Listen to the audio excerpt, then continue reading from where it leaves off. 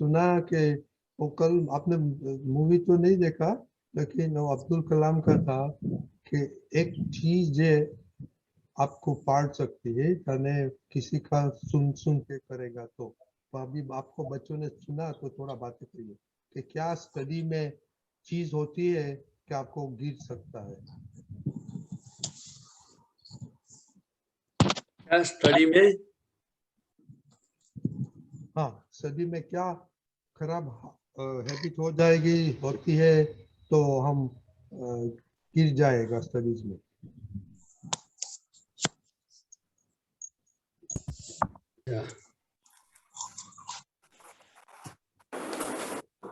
देखो,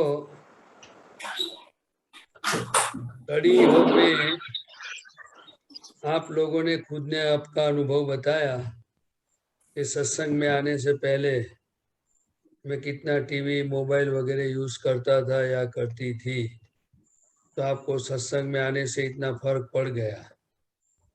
तो जो आपने अब्दुल कलाम की बात अभी हम सब सुन रहे, बात कर रहे हैं, वैसे दादा भगवान भी एक ग्रेटेस्ट साइंटिस्ट हो गए। तो मैं आपको ये बताता हूँ कि हमारा लक्ष्य होना चाहिए। और लक्ष्य किसको कहते हैं? तो कि एक बार हमने तय कर दिया कि मुझे इस रास्ते पे चलना है, तो हमें बाहर से भी कठिनाइयां आएगी और हमारे मन वचन काया से अंदर से भी तकलीफें आएगी, लेकिन हमें उनके सामने स्थिर रहना होगा। हम स्थिर कैसे रह सकते हैं? तो कि सही समझ से। सही समझ में ना दादा भगवान ने एक बार बताया था कि अगर आपको मुंबई जाना है, अभी आप लोगों को ऐसा संजोग नहीं आया है, लेकिन उनके समय की ये बात बताते थे, तो कि अगर आपको मुंबई जाना है या कहीं भी आपको जाना है, तो आप जल्दी जल्दी ट्रेन में चढ़ गए और आपको अंदर जाने की जगह नहीं मिली, तो आपने ट्रेन के बाहर एक डंडा होता है, वो आपने देखा है? हाँ। तो आपने वो पकड़ के आप उधर चढ़ गए, और वहां उस चढ़ने के लिए छोटे छोटे स्टेप होते हैं, देखा है आपने ट्रेन में? हाँ। तो एक बार आपने वो पकड़ लिया डंडा, अंदर जाने की जगह नहीं है, लेकिन आपको जो मंजिल पे जाना है, तो ट्रेन तो स्पीड से चल रही है, तो आपके थोड़े टाइम के बाद हमारे हाथ में बड़ा पसीना भी हो सकता है, हाथ में दुखता भी है, और स्लिप भी हो सकता है। हो सकता है कि नहीं हो सकता है?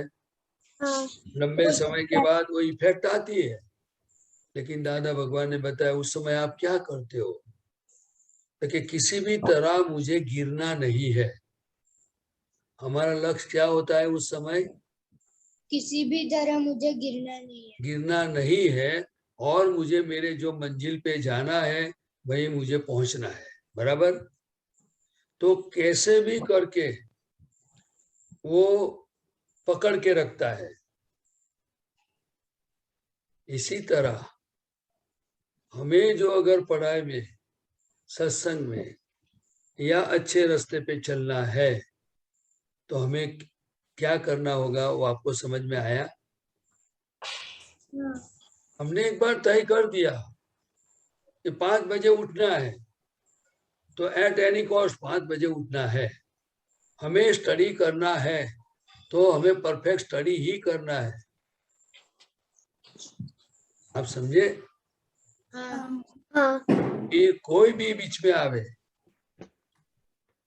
लेकिन नो कॉम्प्रोमाइज। उसमें अपवाद एक ही बात का होता है कि हम परिवार के साथ हैं, तो अगर मम्मी को पापा को कुछ तकलीफ आई, उन्होंने कुछ जरूरत पड़ गई, तो हम हमारा कार्य छोड़ के उनको हेल्प कर सकते हैं, उनको अटेंड करना चाहिए। बराबर? ये दादा भगवान की बात है। किसकी बात है? कि भाई एक बार आपने किसी को बुलाया तो हमें उनको अटेंड करना चाहिए, लेकिन हमारा मन बतावे कि मुझे अभी ये करना है वो करना है, तो हम पढ़ाई छोड़ के करें तो फिर ये मन की बात सुनने वाले लोग कभी आगे नहीं बढ़ सकते। समझे ना? ये हमारा निश्चय बहुत स्ट्रांग होना चाहिए। और दूसरा, आप कुसंग की बात बोलते हो, हमें इस सत्संग में से जो हमें इस रास्ते पे आगे बढ़ना है,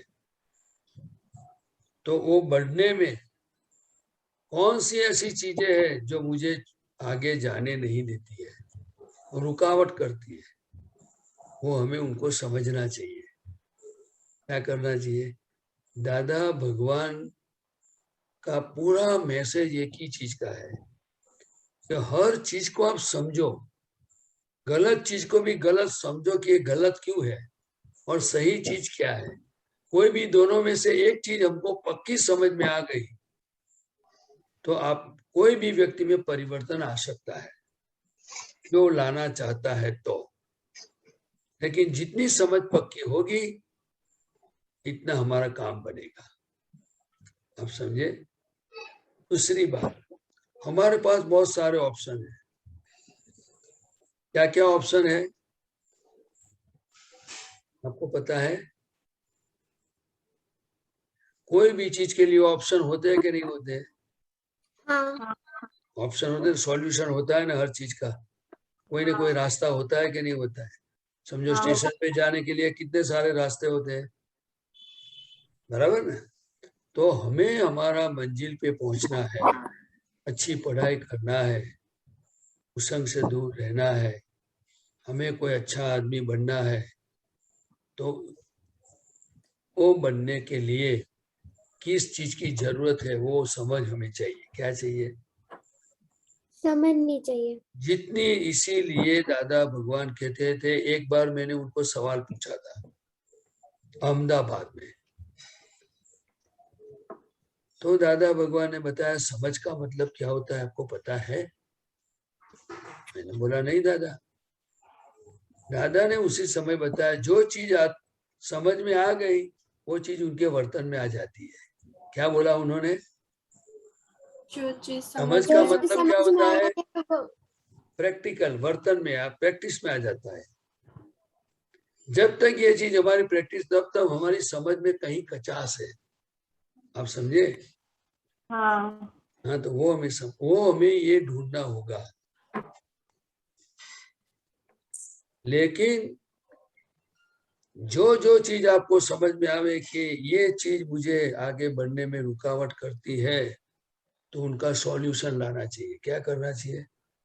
सॉल्यूशन लाना तो मैं चाहिए। आपके सामने बोलूंगा, आप सबके सामने बोलोगे, कुछ भी करेंगे कोई भी आदमी, तो एक स्टेप है कि भाई हमने बोल दिया, लेकिन सॉल्यूशन किसको लाना है? चलो ये बोलने से कल हो जाएगा? नहीं हो जाएगा? नहीं। हमें ये ढूंढना है कि दोबारा ये चीज मुझे नहीं चाहिए, बस एट एनी कॉस्ट, तो ही हम आगे बढ़ सके। अब्दुल कलाम, दादा भगवान, श्रीमद राजचंद्र, महावीर स्वामी भगवान, वो लोगों की आप हिस्ट्री सुनोगे तो आपको पता चलेगा। दादा भगवान क्या करते थे? वो वर्ल्ड की ऑब्जर्वेटरी थे। वो हर चीज को ऑब्जर्व करते रहते थे और उसमें से वो सीखते जाते। अब बराबर हमें क्या ऑब्जर्व करना है? हमें खुद को ऑब्जर्व करना है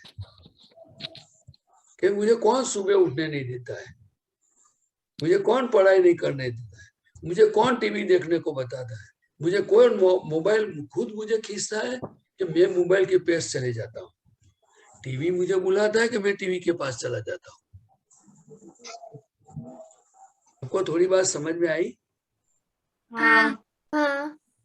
तो ये सभी चीजों का सॉल्यूशन तभी आ सकता है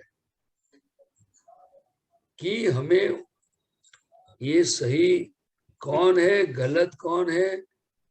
टीवी बुलाता है कि मैं चला जाता हूँ, मोबाइल बुलाता है कि मैं चला जाता हूँ, मेरा मन दिखाता है तो मैं सुबह नहीं उठता हूँ। आपको समझ में आया ना थोड़ा बहुत? वैसा पढ़ाई हर चीज के बारे में, हर चीज के बारे में हमें ये देखना होगा, हमें समझना होगा। ये कौन करा रहा है सब, तभी सॉल्यूशन आ सकता है। ठीक है। अभी वेरी गुड प्रदीप दादा।